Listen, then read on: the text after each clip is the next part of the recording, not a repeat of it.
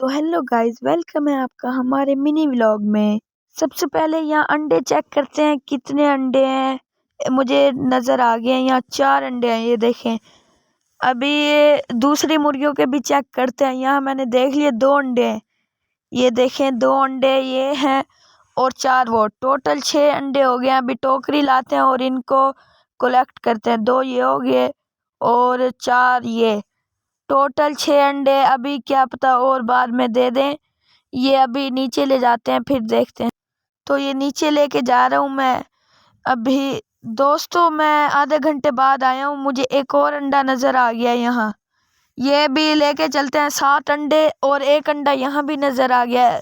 Total 8 अंडे हो गए हैं। इनको पानी डालते हैं और इनको भी हमने डाइट डाल दी है शाम की, पानी, और इनको भी डाइट पानी हर। Next for watching, bye bye.